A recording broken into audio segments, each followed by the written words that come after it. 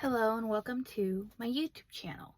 My name is Brianna Youngs. Please like and subscribe or leave your comments down below, and let's get into it today.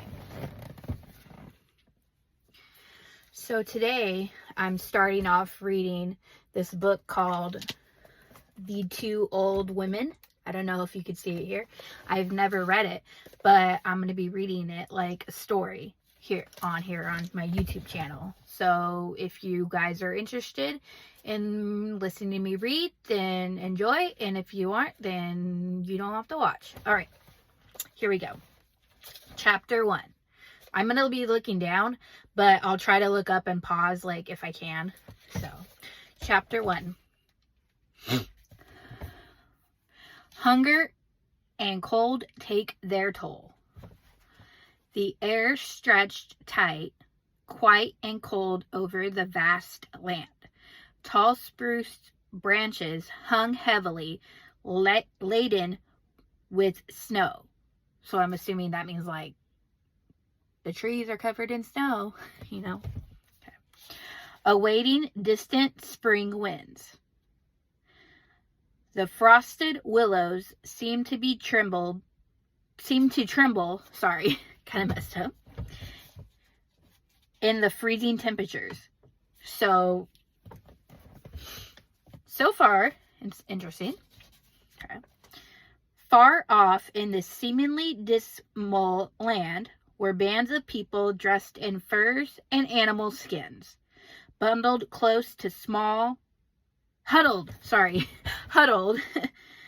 So basically they're like covered in fur and animals, you know, like, I'm assuming it means Alaska because the way the book is, it's like Alaska, but they huddled close to the small campfires, so I'm assuming it was very, very cold. Okay. Their weather-burnt faces were stricken with looks of hopelessness as they faced starvation. Uh-oh. That's not very good. And the future held little promise of better days. These nomads were the people of the Arctic region of Alaska, always on the move in search of food. So I was right. It's a book about Alaska called Two Old Women. Oh, an Alaska legend of betrayal, courage, and survival. And the author, I forgot to mention, her name is Velma Wallace. And the book looks like this in the front. Okay. Where was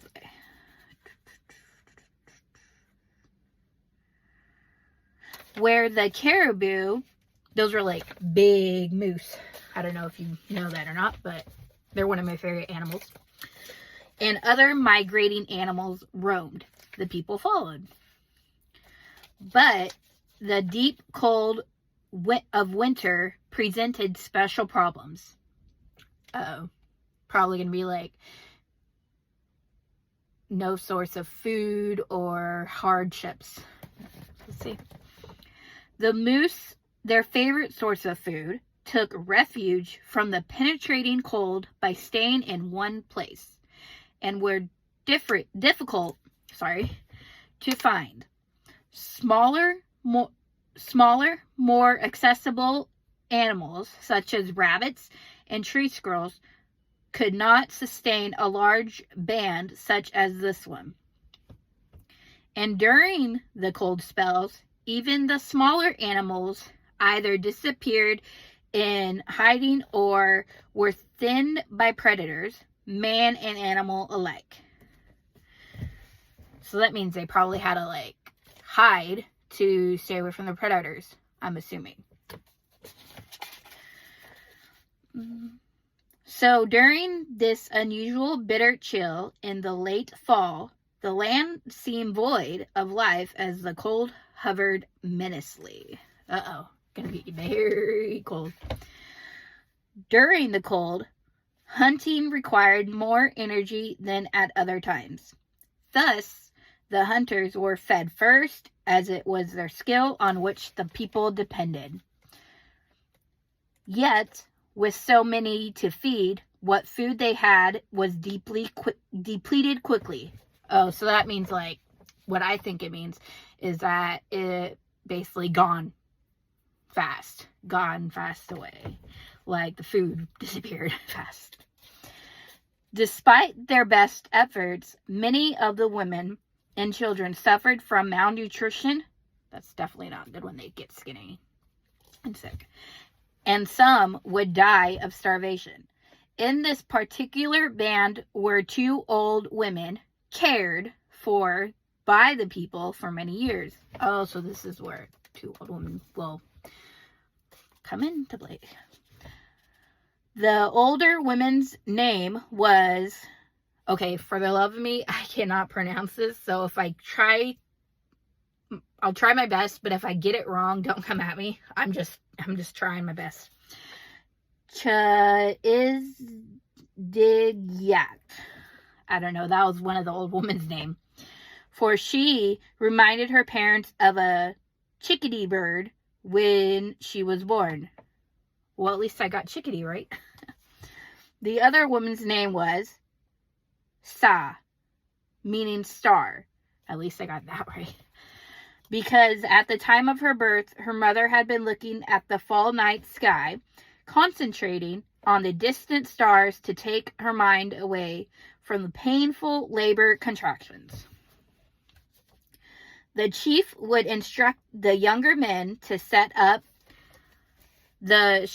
shelters for these 2 old women each time the band arrived at a new campsite, and to provide them with food and water. That's good. That's very respectful.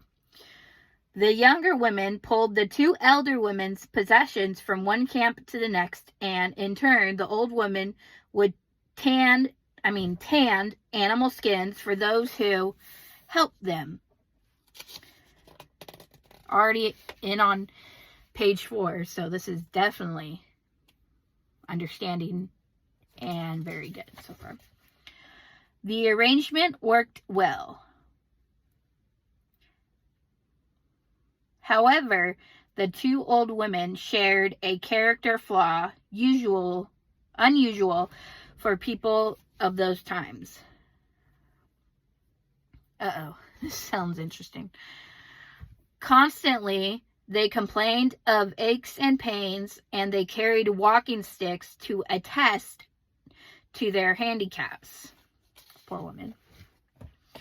Surprisingly, the others seemed not to mind, despite having been taught from the days of their childhood that weakness was not tolerated among the inhabitants of this harsh motherland.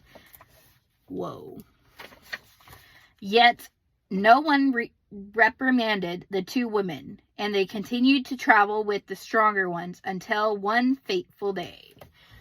Dun dun dun. Never know.